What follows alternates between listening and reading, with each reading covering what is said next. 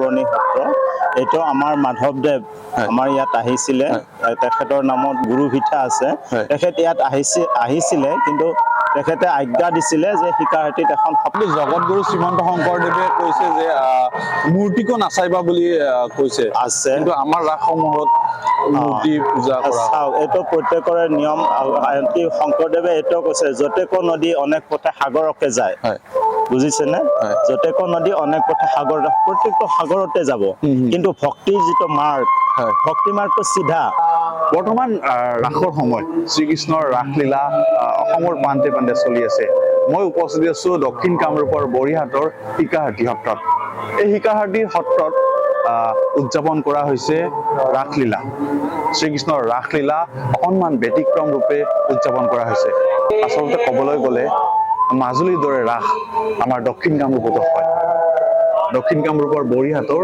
শিকাহাটী সত্ৰ ইয়াতে ৰাস উদযাপন কৰিছে শিকাহাটী গাঁৱৰ ডেকা গাভৰু এই ৰাসলীলাত মাজুলীৰ দৰে ভাওনা ইয়াতে প্ৰদৰ্শন কৰা হৈছে আহকচোন আমি চাবলৈ গৈ আছো মাজুলীত যেনেকৈ হয় ভাওনা আৰু ইয়াতো হয়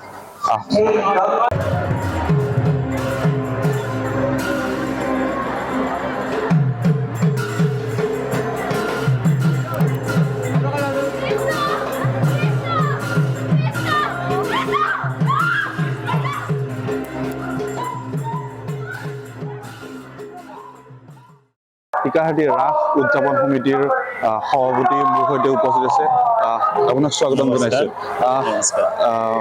মই এইটোৰ শিকাহাটী সত্ৰৰ বিষয়ে অকণমান কথা জানিব বিচাৰিম কেনেকৈ স্থাপন হৈছিলে আমাৰ শিকাহাটী সত্ৰখন 400 বছৰ পুৰণি সত্ৰ এইটো আমাৰ মাধৱদেৱ আমাৰ ইয়াত আহিছিলে তেখেতৰ নামত গুৰু ভিঠা আছে তেখেত ইয়াত আহিছিলে কিন্তু তেখেতে আজ্ঞা দিছিলে যে শিকাহাটীত এখন সত্ৰ হ'ব কিন্তু তেখেতে নিজে প্ৰতিষ্ঠা কৰিব নোৱাৰিলে তেখেত যাব লগা হ'ল তেখেতৰ গুৰু ভিটাই কিন্তু এতিয়াও আমাৰ শিকাহাটী সত্ৰতে আছে আৰু তাৰ পিছত তেখেতে বৰপেটা সত্ৰৰ পৰা এজন ভকতক পঠাই আমাৰ শিকাহাটী সত্ৰখন শিকাৰে মাতি আনি ইয়াতে কৰি ভিটি স্থাপন কৰি শিকাহাটী সত্ৰখন স্থাপন কৰে সেইকাৰণে আমাৰ শিকাহাটী সত্ৰখনক আমাৰ সকলোৱে বৰপেটা সত্ৰৰ আগচাল বুলি জানে আৰু এইখনৰ আমাৰ দিশ পথালি শিকাহাটী সত্ৰৰ বৰপেটা সত্ৰৰ লগত একে কিন্তু সমস্যা হৈছে কি আমাৰ শিকাহাটী সত্ৰত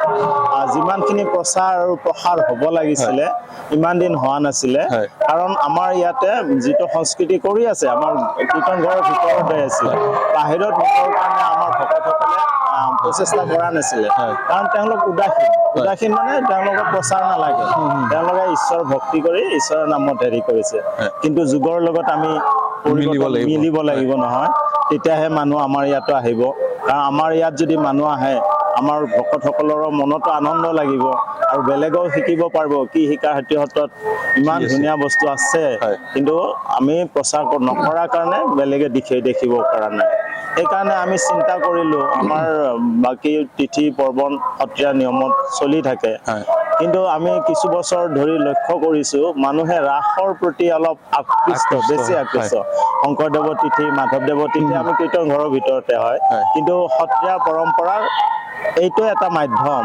ৰাসটো মানুহে চাব বিচাৰে সেইকাৰণে আমি কিছু বছৰ আগতে আমি ইয়াৰে শিকাহাটী সত্ৰৰ ভকত আমলোক গায়ন আছে বিভিন্নজনৰ লগত চিন্তা চৰ্চা কৰি আমি আলোচনা কৰি আমাৰ ডেকা ল'ৰাখিনিও উঠি আহিলে উৎসাহ পালে তাৰ পৰা 2018 চনৰ পৰা আমি ইয়াতে ৰাস আৰম্ভ কৰিলোঁ ৰাস কেনেকৈ আৰম্ভ হৈছিলে মানে কোনোবাই কৈছিল নে আপোনালোকে নিজেই আৰম্ভ কৰিছিল আমি ইতিমধ্যে কৈছো আমি সত্ৰীয়া সংস্কৃতিৰ লগত আগৰ পৰা জড়িত কেৱল আমি ৰাসটো আমাৰ ইয়াত চলিছিলে 50 বছৰ আগতে আমাৰ মিশ্ৰিত মানে মানুহে নাচিছে হেৰি কৰিছিলে লগতে মূৰ্তি কৰিছিলে কিন্তু আমি ভাবিলো কি মূৰ্তি আমিতো বান্ময় মূৰ্তিত বিশ্বাস কৰো সত্ৰীয়া মাধৱ নিকা সংহতিৰ সত্ৰ হিচাপে গতিকে আমি চিন্তা কৰিলো আমি যদি ল'ৰা ছোৱালীৰ দ্বাৰা কৰিব পাৰো আমাৰ সত্ৰীয়া সংস্কৃতিটো ৰক্ষা কৰিব লগতে আমাৰ ল'ৰা ছোৱালীখিনি উৎসাহিত হ'ব তেওঁলোকে আৰু বেছি বুজিব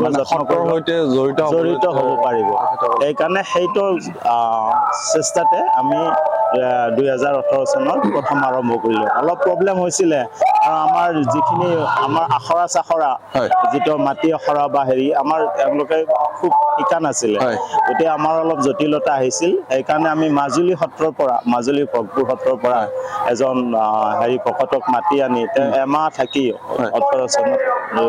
2018 চনত আমাৰ ল'ৰা ছোৱালীখিনি শিকালে। আৰু শিকোৱাৰ পিছত তেওঁলোক গোটেইখিনি শিকি ল'লে ভাল কৰি। আনকি আমি শুনিব পাইছোঁ আমাৰ ৰাসখন বেছ উৎকৃষ্ট হৈছে। আমি নিজে ক'লে অলপ বেয়া দেখি, কিন্তু বিভিন্নজনৰ পৰা মতামত পাইছোঁ যে ভালে কৰিছে আৰু নতুন হিচাপে। আৰু যিহেতু ৰাসৰ ভাওনা কৰিছে আপোনালোকে, গাঁৱৰ কিমানজন যুৱক যুৱতী ইয়াতে এই গোটেইবিলাক ইনভলভ, কিবা নহয় কিবা কামত প্ৰত্যেকজন ল'ৰা ছোৱালীয়ে ইনভলভ হৈ আছে। আৰু যদি আমি কাৰোবাক মানে জড়িত কৰিব পৰা নাই, তেওঁলোকৰ মনত দুখ, আমি কিয় জড়িত হ'ব পৰা নাই, তেনেকুৱা ধৰণৰ চবে মানে ভাল পাইছে। মানে নৱপ্ৰজন্মৰ যিটো ধাৰা বা এইটো আদৰ্শ, এইটোৰ প্ৰতি আকৃষ্ট হৈছে। আৰু কিছুমান চাকৰিৰ কাৰণে ধৰক আজিকালিতো বেছিভাগ ল'ৰা ছোৱালী মানে কোম্পানীত কাম কৰে, তেখেতসকলে আৰু মানে জড়িত হ'ব পৰা নাই, গতিকে তেওঁলোকৰ মনত এটা দুখ আৰু আমি নোৱাৰিলোঁ এনেকুৱা ধৰণৰ। কিন্তু সকলোৱে কিবা নহয় কিবা হেৰিত ইয়াৰ লগত জড়িত হৈছে, ৰাসৰ লগত। দৰ্শকসকল, আপোনালোকে চাই আছে শিকাৰহাটী সত্ৰত যি ৰাসলীলা উদযাপন কৰিছে, আপোনালোকে তাৰে দৃশ্য চাই আছে। আৰু সভাপতি উদযাপন সমিতিৰ সভাপতিৰ সৈতে কথা পাতিছোঁ। তেওঁ ক'লে যে মাধৱদেৱ আহি ইয়াতে এই শিকাৰহাটী স্থাপনৰ বাবে পৰামৰ্শ দিছিলে। আৰু যিহেতু আমাৰ দক্ষিণ কামৰূপত ভাওনাটো নাছিলে, 4 বছৰ হ'লে 4 বছৰ হ'ল, 4 বছৰৰ পৰা তেওঁলোকে এটা সাহস কৰিছে যে শিকাৰহাটী সত্ৰৰ শিকাৰহাটী গাঁৱৰ ডেকা গাভৰুসকলে লগ লাগি এখন মাজুলীৰ দৰে, মাজুলীত যেনেকুৱা ৰাস হয় বা ইয়াতো এই ৰাস কৰিবৰ কাৰণে চেষ্টা কৰা হৈছে, হয়নে? এইটো ৰাস কৰাৰ কাৰণে কিবা সাহায্য পাইছে নেকি? আমি এতিয়ালৈ আমাৰ ৰাইজৰ মাজৰ পৰা দান বৰঙণি কৰা হৈছে। আৰু এইবছৰ আমাৰ অলপ টাইম কম হ'ল, সেইকাৰণে সেইধৰণে আমি বেলেগৰ চৰকাৰৰ পৰা এতিয়ালৈ আমি বিচৰাও নাই। নিশ্চয় বিচাৰিলে ভৱিষ্যতে পাম, কাৰণ অলপ জটিল এইবিলাক কাম কৰোঁতে। আৰু গাঁওখন ইমান হেৰিও নহয় যে খুব ধনী গাঁও, এনেকুৱা নহয়, অলপ জটিলতা আছে। তাৰ মাজতে কিন্তু সকলোৱে সহায় সহযোগ কৰিছে, সেইকাৰণে আমি কৰিব পাৰিছোঁ। অকণমান যদি আপোনাৰ পৰা শুনিব বিচাৰোঁ, ৰাস কিয় হৈছিলে? ৰাস মানে আমাৰ ভগৱান শ্ৰীকৃষ্ণ আমায় পৰম ব্ৰহ্মৰ পূৰ্ণ অৱতাৰ হিচাপে জ্ঞান কৰোঁ। ভগৱান শ্ৰীকৃষ্ণ যিহেতু পূৰ্ণ ব্ৰহ্মৰ মানুহ ৰূপে অৱতাৰ ধৰিছে, পূৰ্ণ অৱতাৰ বুলি কোৱা হয়।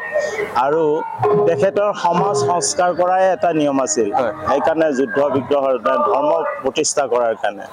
তেখেতে লক্ষ্য কৰিছিল যে নাৰীবিলাক তেখেতৰ প্ৰতি আকৃষ্ট, গতিকে কিন্তু লক্ষ্য কৰিলে যে তেওঁলোকৰ যিটো আকৃষ্ট সেই কিছুমানৰ মানে কামনা ভাৱ লৈ আকৃষ্ট।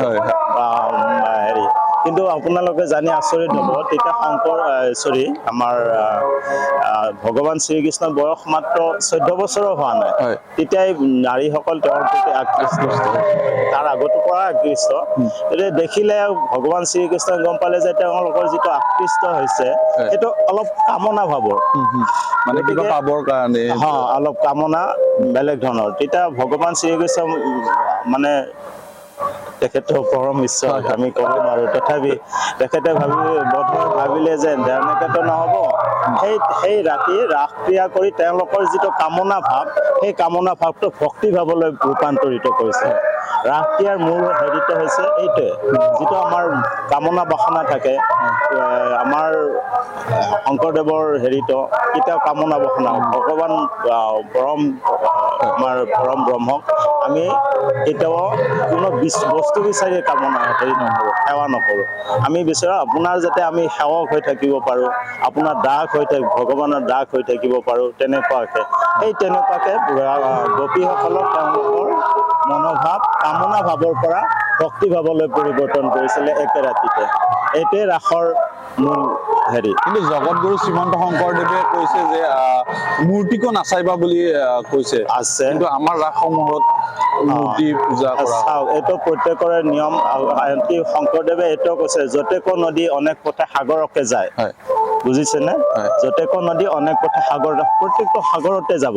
কিন্তু ভক্তিৰ যিটো মাৰ্গ, হয় ভক্তি মাৰ্গটো চিধা। হয় আপুনি মূৰ্তি চাব দৰকাৰ নাই, হেৰি কৰিব নাই, চিধা চিধি আপুনি ঈশ্বৰক আৰাধনা কৰিলে ঈশ্বৰক পাব। হয় সেইকাৰণে শংকৰদেৱে এই বাৰ্ণয় মূৰ্তি ৰূপে ভগৱান শ্ৰীকৃষ্ণও কৈছিলে, গীতাত কৈছে হেৰি এক ঈশ্বৰৰ আৰাধনা, এক ঈশ্বৰ মানে একদেৱ বাৰ্ণয় মূৰ্তি ৰূপে এক দেৱ এক সেৱ। সেই হিচাপে শংকৰদেৱে চিন্তা চৰ্চা কৰি যে আমি ইমান কিয় কৰিব লাগে, আমি যদি ভগৱান পৰম ব্ৰহ্মক পাব পাৰোঁ সহজ উপায়ে, আমি বিভিন্ন ধৰণে বেলেগক কিয় কৰিব লাগে। সেই উদ্দেশ্যেহে তেখেতে বাৰ্ণয় ৰূপে ভগৱান শ্ৰীকৃষ্ণক প্ৰতিষ্ঠা কৰি এক শৰণ নাম ধৰ্ম কৰিছিলে। আপোনাক ধন্যবাদ জনাইছো।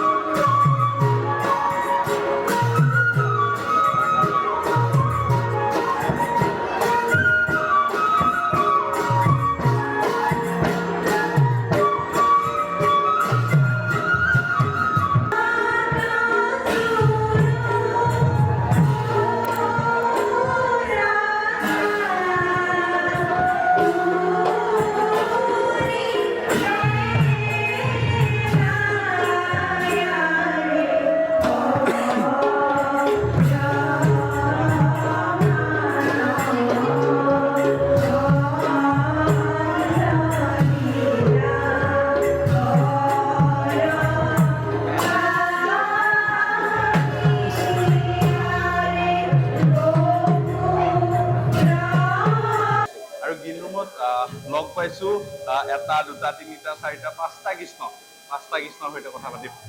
কি নাম তোমাৰ? ৰাজদীপ কলিতা। কি ভাও লৈছা? কৃষ্ণ। কৃষ্ণই বাঢ়িব যাব জানে নে নাই?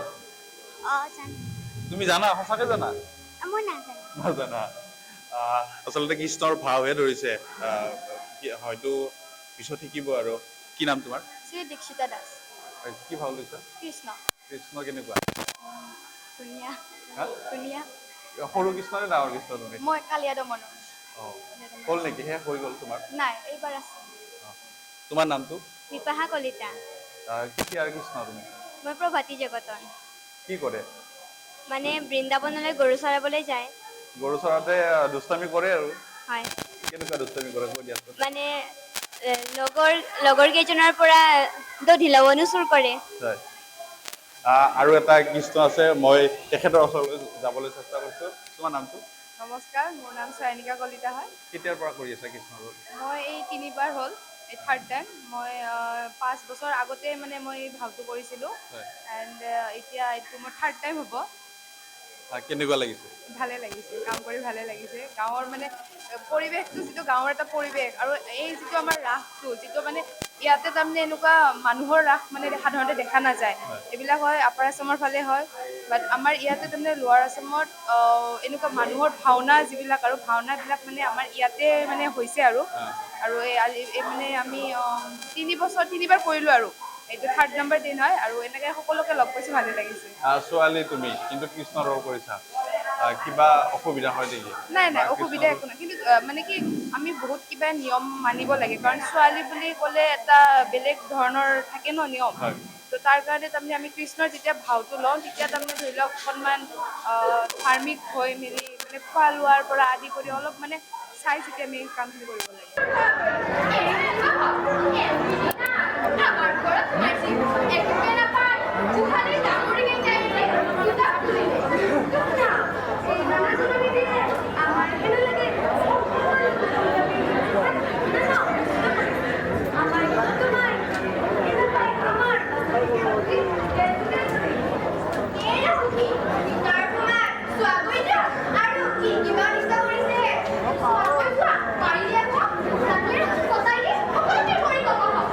আপোনালোকে সকলো হয়তো শিক্ষাৰ্থী সত্ৰত যেনেকৈ ভাওনা প্ৰদৰ্শন কৰা হ'ল আপোনালোকে দেখিলে, কিন্তু মই এটাই প্ৰশ্ন আপোনালোকলৈ দিব বিচাৰিছো, আচলতে ৰাস মানে বজাৰ নহয়। আপোনালোকে হয়নে নহয় উত্তৰটো দিব কিন্তু ইয়াতে যেনেকৈ ৰাস উদযাপন কৰিছে শ্ৰীকৃষ্ণৰ শিশুৰ পৰা যি আপোনাৰ ডাঙৰ হোৱালৈকে যি ৰূপ সেইসমূহ দেখিলে আচলতে ৰাসৰ মূল কথা জানিব পাৰিব শেষত আপোনালৈ প্ৰশ্ন এৰিছো ৰাস বজাৰ হয়নে নহয় ধন্যবাদ